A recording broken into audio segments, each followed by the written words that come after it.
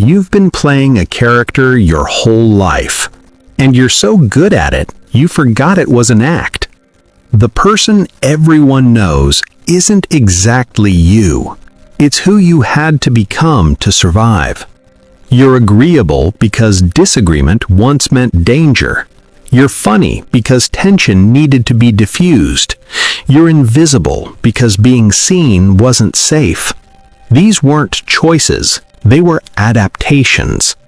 In psychology, this is called a defensive self. It's the version of you that formed not from freedom, but from necessity. Psychologist Donald Winnicott called it the false self, a protective shell built around a softer, truer core.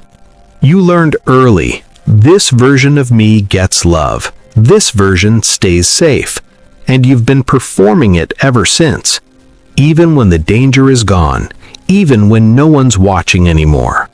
The exhausting part? You don't even know you're doing it.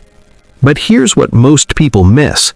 You're not broken, you're loyal. Loyal to the child who needed that armor. Loyal to the version of you that got you through.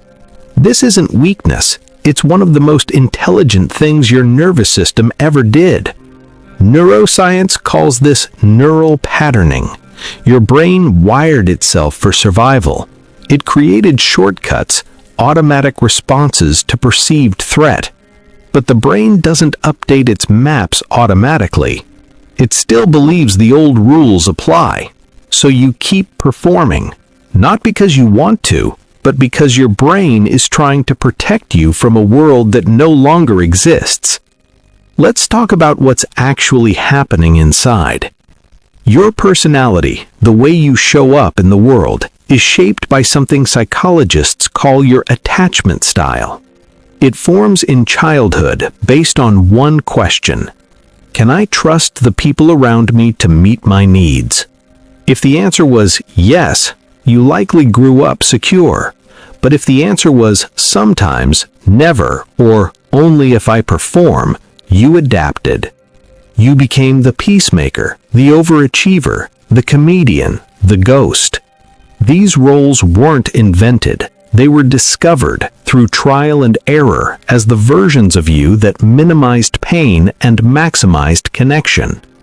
Psychologist John Bowlby called this the internal working model, a blueprint your mind built to navigate relationships. But here's the problem. The model was built with incomplete information. It was built by a child, and now, years later, you're still running that same software. Your amygdala, the brain's fear center, still fires when someone raises their voice, even if they're not angry at you. Your nervous system still floods with cortisol when you imagine disappointing someone, even if the consequence is minor. You're not overreacting. You're re-experiencing. Your body remembers what your mind has tried to forget.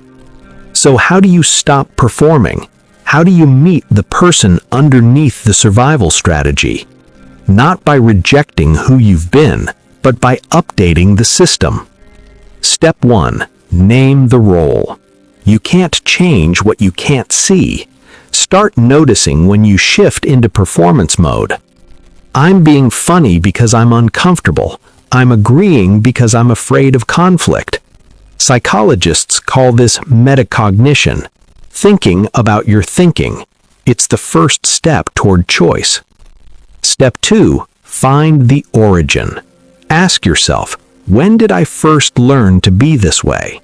Not to blame anyone, but to understand the logic.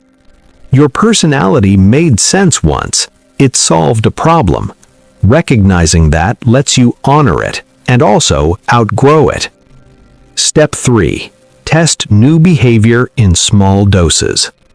You don't have to rebuild yourself overnight. Try one honest sentence, one boundary, one moment where you don't perform. Your nervous system needs proof that it's safe to be real. Neuroscience calls this safety signaling. You're teaching your brain, I can be myself here, and I survive. Step 4. Expect discomfort. When you stop performing, people may react, not because you're doing something wrong, but because you're disrupting the role they've come to expect. This is normal. You're renegotiating an old contract. Some people will adjust, some won't, and that tells you who was connected to you and who was just connected to the character. Step 5. Befriend the grief. There's a mourning that comes with this. You're letting go of the version of you that kept you safe. That's loss, even if it's also freedom. Psychologist Tara Brach calls this radical acceptance, the willingness to feel what's true without needing to fix it immediately.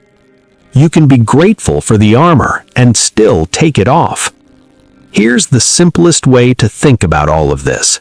Your personality is a language, and for a long time you've been speaking someone else's dialect. Not because you wanted to deceive anyone, but because it was the only way to be understood.